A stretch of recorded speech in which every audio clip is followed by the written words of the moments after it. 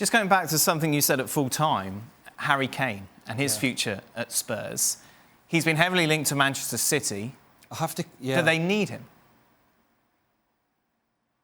I do think long term they need a natural striker. Yes, I don't think we've seen the death of the number 9, not by a long shot. I think there's people around the globe like Benzema and Lewandowski and others who are showing how important that is. All Man City have done is they've facilitated the early season woes of their striking problems, and they've done it well. Do I think they're desperate to go out and get Harry Kane at his age? I mean, he's not old, but I mean, he's old compared to Erling Haaland. I've just seen his great goal. It's down to finances. I doubt Harry Kane will be a Man City player next year. But from Harry Kane's point of view, unless Tottenham could really convince me that things are going to change, I really think he's got a big decision to make, because he wants to be the guy, and he's good enough to be the guy picking up the trophies, not the guy going to get the runners-up medal and get into the odd cup final. So I think unless Daniel Levy could convince me that there's big changes coming at Tottenham, I think Harry Kane's, I think 27, 28 has got a huge... It's prime time for him. Yes. Prime time. It's now or never, yeah? It's now or never, because in a year or two, you're 30, you're still doing it, but you're not likely to get a move to the big clubs. At 28, you can still get that move. Yeah, Jurgen, what would you do? Harry Kane, obviously, maybe looking to move away from Spurs. You hear Manchester City are interested. They can't necessarily guarantee a starting place incredibly for you week in, week out. Do you look at someone maybe like Manchester United, who have got the finances as well to bring in Harry Kane, and they'll say, look, we'll make you our number 9 and we'll build this team around you?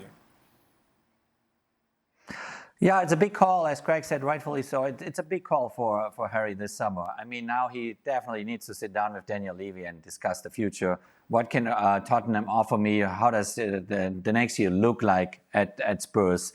This is a very, very important discussion that needs to happen. And then, you know, obviously the European Championships are coming up, playing with England. Big goal, winning a European Championship with your country is a big opportunity and a big goal. Obviously, you're running out of time in sense of you want to collect trophies. I mean, that's what it's all about. You want to win certain trophies, and that's what he's looking at. And I remember my time at Spurs. I mean, I was maybe 2-3 years older, and I left in Spurs after 1 year because Bayern Munich came and kind of not guaranteed me the trophies, but I knew the probability is far higher to win trophies than with Bayern Munich than in those days with Spurs, and that's what also happened. Then Teddy Sheringham, my striking partner at Spurs, kind of a year, 2 years later, did the same thing, went to Man United and won the Champions League. So it's a big decision to make for Harry Kane. I personally obviously hope that he remains with Spurs, that he gets the opportunity there, that it looks like, you know, things are happening in a good way, and there's the chance to win titles with Tottenham. I can't imagine, though, Craig, what's going to happen?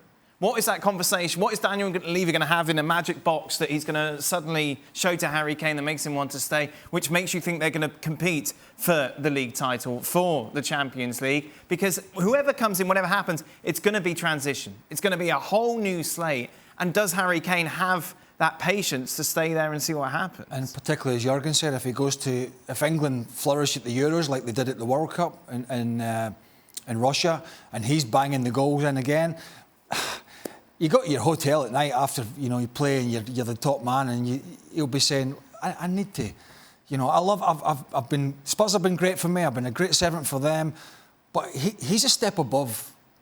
Even Heung-min Son and people like that. Kane's a step above, right?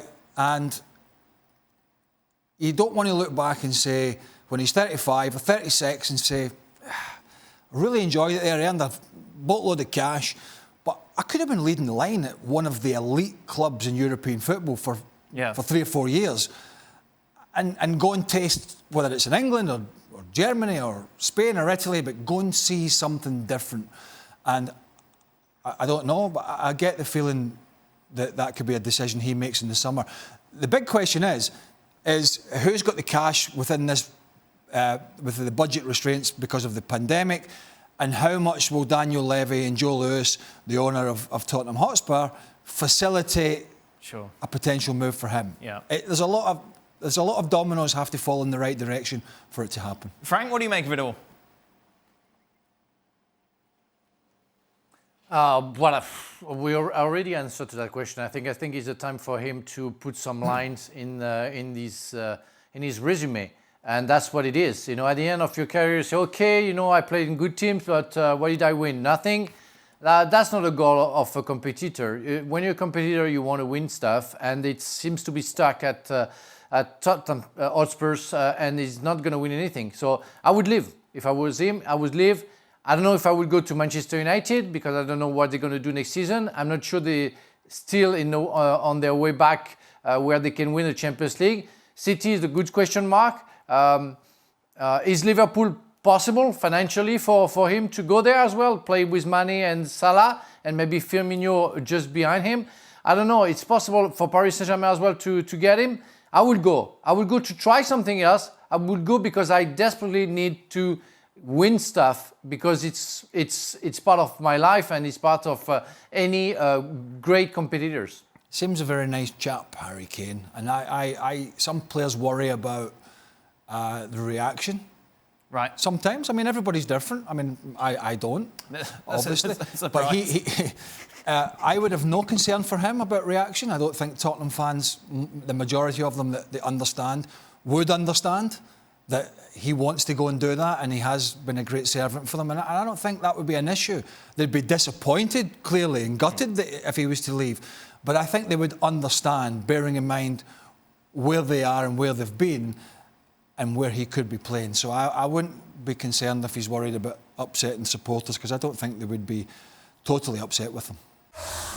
Thanks so much for watching ESPN on YouTube. And for more sports highlights and analysis, be sure to download the ESPN app. And for premium content and live streaming, subscribe to ESPN Plus.